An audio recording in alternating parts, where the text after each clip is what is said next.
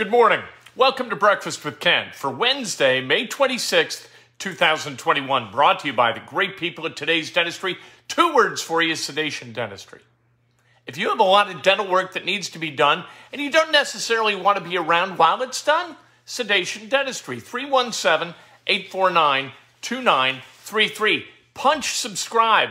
Hit like. Ring the bell. Let's talk about sports. Shall we? It's time for the Indianapolis Motor Speedway to stop dragging its feet and end this blackout, and do it right now because people got plans to make this weekend.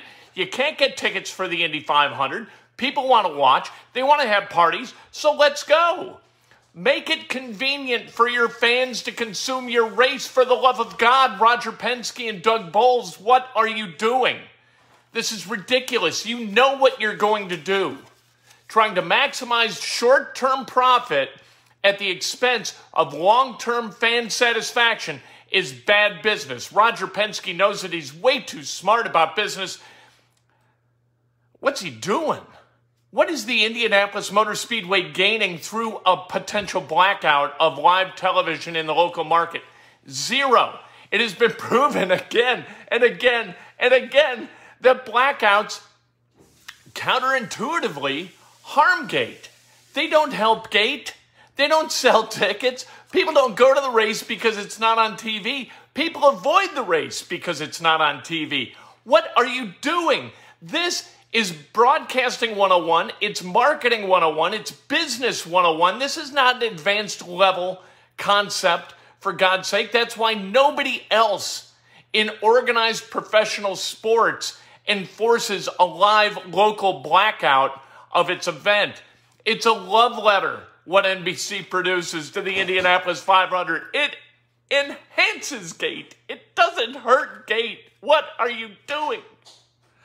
All right, let's talk about the Indianapolis Colts. Michael Pittman Jr. spoke to the media yesterday about Carson Wentz. He loves Carson Wentz. Of course you would. He's a new teammate. He's got a great arm. He can throw it like Michael Pittman said. The first time they worked out, he threw like a 65-yard post. And Pittman was like, all right, I got to run for this guy, which is a little bit different from what he had to do with Phillip Rivers because Phillip Rivers couldn't outthrow his receivers. So you've got a guy now, and Carson Wentz for the first time with the Colts has a chance to be a long-term answer at quarterback. The Colts, this will be the Colts' 4th starting quarterback in the last 4 seasons. He had Andrew Luck, then Jacoby Brissett for a second time, then Phillip Rivers, and now Carson Wentz. Phillip Rivers was duct tape. You knew that. He was a short-term answer at quarterback. At the age of 38, about to turn 39, now 39, decided to retire. And so you've got Carson Wentz operating in that position. Here are some reasons why Colts fans should be excited that Carson Wentz is their quarterback and the long-term answer at quarterback, all right? We know what he did in 2020. Let's leave that be for a minute. He's 28 years old. He's got his best football ahead of him, right? The number 2 overall pick in the 2015 draft, I think, right? Or 2016 draft. He was on pace to be the league MVP in 2017. He's had one bad year. That was 2020. 2018 and 2019, he was fine for the Eagles, led the Eagles to a playoff start in 2019. This is a guy who can lead a team to winning football, and he's here in Indianapolis. And speaking of a fresh start, this is a fresh start for Carson Wentz with the coach that led him to that 2017 productivity. All right, and a guy who has led, Andrew Luck, Jacoby Brissett, and Phillip Rivers to outstanding seasons as the head coach and really the de facto offensive coordinator of the team. We know that he runs the offense and calls the plays. Nick Sirianni didn't do that. He's now the head coach of the Philadelphia Eagles. I love Nick Sirianni. I hope he does well in Philadelphia. Philadelphia fans are going to have to be a little bit patient in ways that they were not with Carson Wentz. Philadelphia fans are not known for their patience, which is a shame. People from Philadelphia come to Indianapolis and they start to sweat and tremble because people here are nice by rule. People in Indianapolis kind of smile, greet you, treat you nicely. And people in Philadelphia, they don't know how to deal with that, so they start to tremble. And so this is a fresh start for a guy with Carson Wentz's personality. He's going to fit Indianapolis at a level that he did not fit Philadelphia, nor ever could fit Philadelphia. Indianapolis is a perfect place for Carson Wentz to play football. Let's talk about IU basketball again. What do we do now? What do IU fans do now? You got all these reasons to be excited, right? Mike Woodson, Thad Matta, Dane Fife. We got all those guys on the coaching staff. Kind of. Thad Matta, of course, the associate AD for men's basketball. But you know what? These guys, this is a breath of fresh air. IU in the house at Simon Scott Assembly Hall, right? Mike Woodson played there from 77 to 1980. One of the top 10 scorers of all time. More than 2,000 points at Indiana, despite the fact that he missed a significant amount of time his senior year in Bloomington. Dane Fife, really the youngest possible tether back to the Bob Knight era and that 2002 Final Four team, national championship game team. People love Mike Woods and Dane Fife. Thad Matta, a guy with deep Indiana basketball roots, was a head coach at Butler, was an assistant coach at Butler prior to that, then went on and did great work at Xavier and Ohio State, coming back to the state of Indiana to help out at IU at $400,000 a year. That's a nice job. No real responsibilities in terms of being the CEO of that program, but still making a nice living down in Monroe County. Good for Thad Matta. Then you've got the guys coming in. We know about the guys going out, right? Joey Brunkel, Durham, and Armand Franklin. They leave. But in come guys like Michael Durr, Xavier Johnson, right?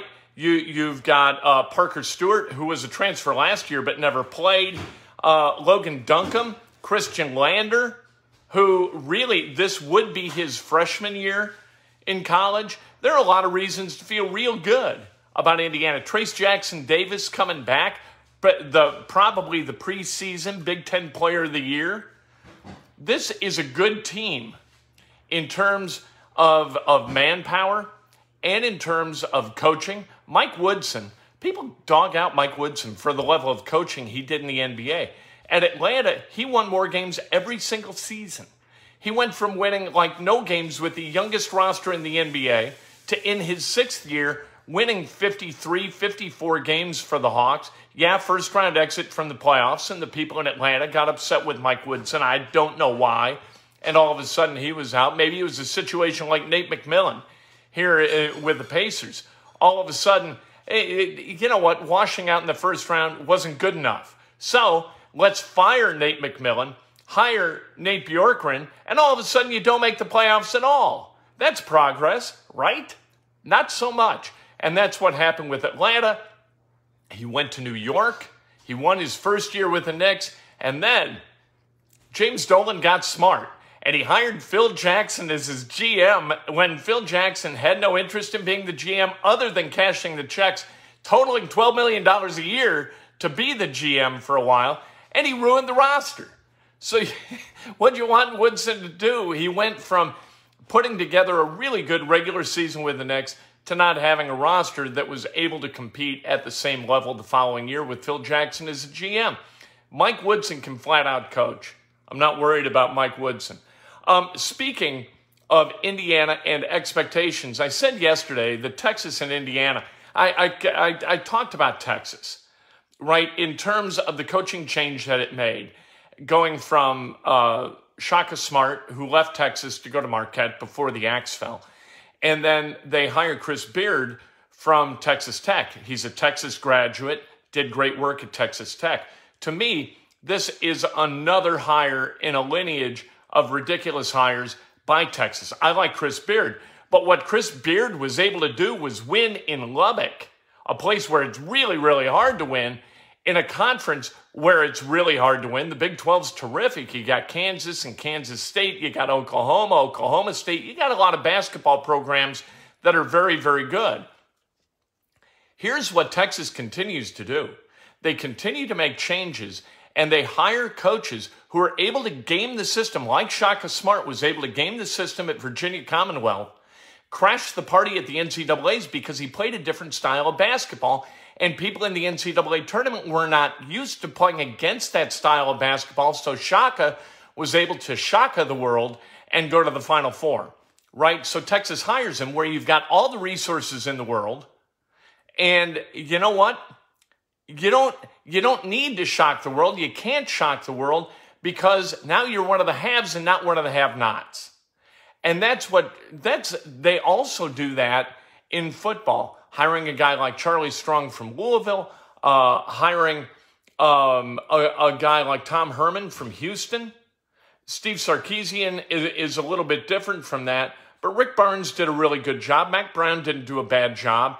Texas fans, they got tired of mediocrity, impatient with mediocrity, and what happens when you get impatient with mediocrity? You guarantee mediocrity, and that's what Texas has done. It's not a reflection on Shaka Smart, and it's not going to be a reflection on Chris Beard when he doesn't live up to expectations, nor Steve Sarkisian. It's about the expectations at Texas within the athletic department and within that fan base that are just unrealistic and impatient. Let's celebrate some birthdays on what I hope is going to be a beautiful Wednesday during race week in Indianapolis. Jim Denny, happy birthday, radio legend in the city of Indianapolis. Doug Swats, happy birthday. Chris Herbert, Brittany Deal, Brittany Copeland, Scott Snyder, Derek Keller, Kelly Jack Kelly, Donald Kelly, Phil Thralls, Amy Hopper Levin, who tried to give everybody in kindergarten poison ivy. That's what she did. This is the kind of malevolent person that Amy Hopper Levin is. No, she's a very nice person. Sean Beland, happy birthday. Chad Morris. I don't know why you remember stuff like that, but I do.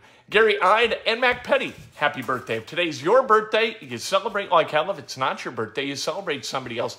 That's best done with an honest and specific compliment. Today, inside Indiana Sports Now, about 3 o'clock this afternoon. I cannot wait to talk to you then.